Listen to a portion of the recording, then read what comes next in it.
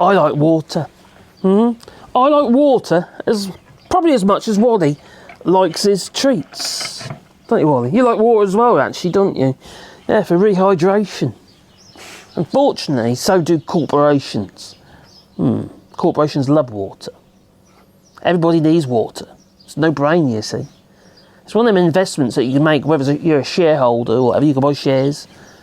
And you know you're going to get a return on your money. Well, we know that's been happening in the United Kingdom. We know that individuals, shareholders have been raking in massive dividends, but also those who happen to be the CEOs of the water companies. Not water authorities, sorry off, Wally? But, because obviously in Scotland, their water is not privatised. No. But unfortunately for those in England, your water is privatised and your pockets have been bled dry via these water authorities. But it's not just in England. No. Not at all. Also here in France.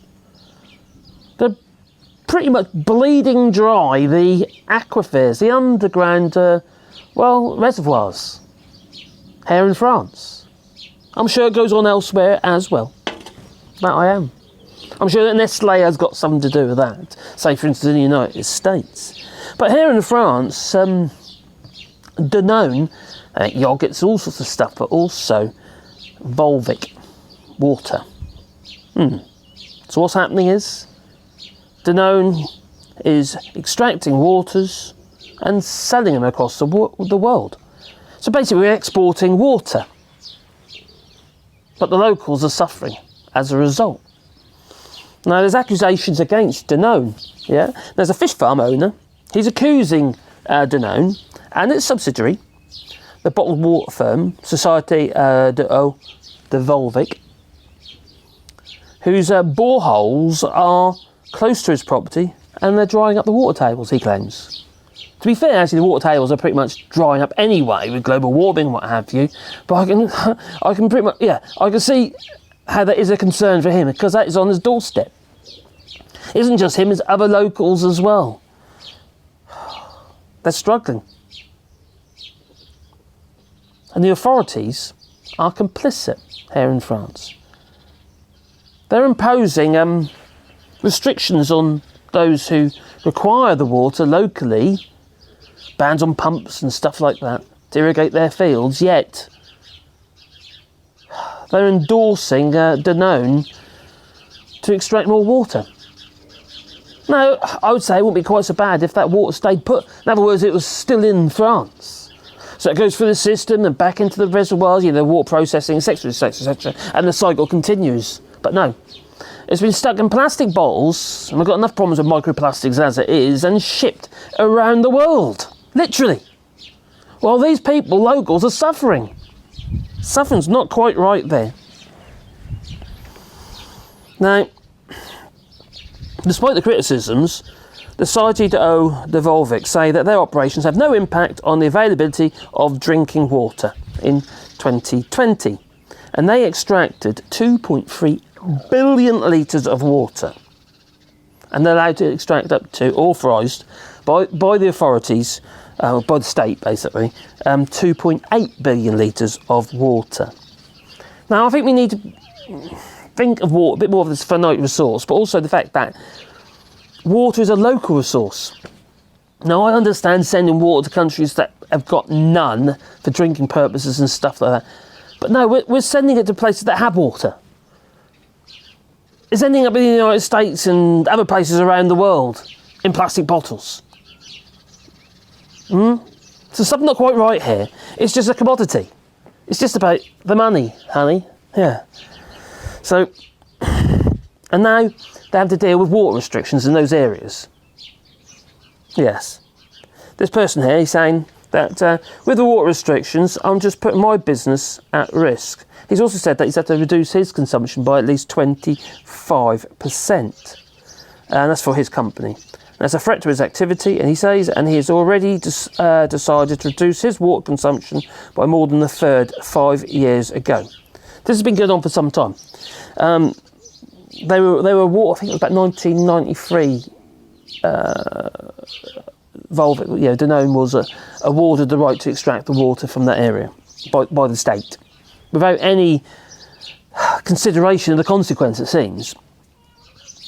Now, he says that when Danone volumes are not controlled, pretty much anything up to 2.8 billion litres a year, their mentality is to exhaust the soil, exhaust the people, and serve clients on the other side of the world. Well, I think he's spot on there. Now, I've got a cat. The cat is here. Hello, cat. That's Riley the cat. Yeah. He doesn't often show his face, does Riley? No. And I've got Pandora. She's actually under the camper over here. You don't know if you can see her, but I just see her nose. Yeah. Anyway, I digress. How can we come? So, yeah. We do need to think about water, where it comes from, and whether or not we should really be shipping it around the world. Because water is stored in many different things. Foodstuffs, for instance. It's not just in plastic bottles. Your cucumbers that you import, your tomatoes that you import, they've all been, irrigated. And quite often in countries that don't have a lot of water. And then that water is being exported into other countries, such as, obviously, the United Kingdom as well, because obviously we import a lot of food in the United Kingdom, because we've got no food security. So I think this is a major concern, and it really should be a concern for most people, really, especially living in those areas. Well, because the only reason we're exporting stuff is because to make money.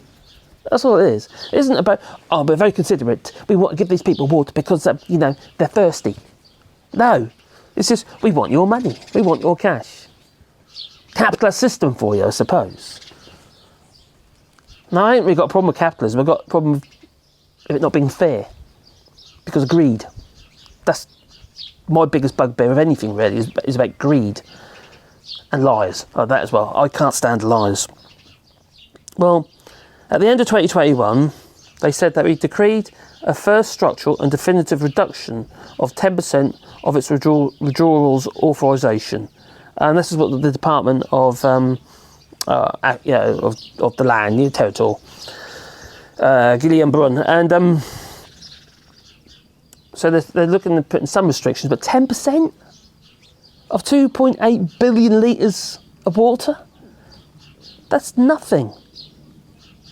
They're actually taking, and local businesses, but also people, are having restrictions put upon them, so Flip and Volvic, Danone, can actually export the water for money. There's something morally corrupt there. That's not right. Water should be free for everybody. It really should. Now, here in France, what you get is wherever there's a spring and stuff like that, you quite often have, a wall with a gargoyle on it with water coming out of his mouth, and it's like a public resource for water for people. It's spring water, It should be free for everybody. There should be no water authorities. There should not be. It should be all part of. People shouldn't have to be struggling to pay a water bill, let alone struggling to just extract the water, whether you're in France or whether you're in the United Kingdom. It shouldn't. Anything that's essential for life should be free. Plain and simple. They're going to be flipping taxing us next for the air that we breathe. That's what they'll be doing next. No, actually, they'll make it a commodity. And there'll be shareholders. And we'll have to pay either authorities or a private company for our air, our oxygen. I'll be a bit surprised. Anyway, whatever next. What do you think? But this is in France, but it's not just France, it's going on around the world, You've got Buxton Water in the United Kingdom. You've got Evian Water as well. Where's Evian? Is it Sweden? Evian? Or is it Switzerland? I don't actually know, to be honest. And then you've got what's going on, Nestle and what have you, in the United States. In some states in the United States, you can't even collect your surface water off your roof. You're not allowed to. It's just nuts.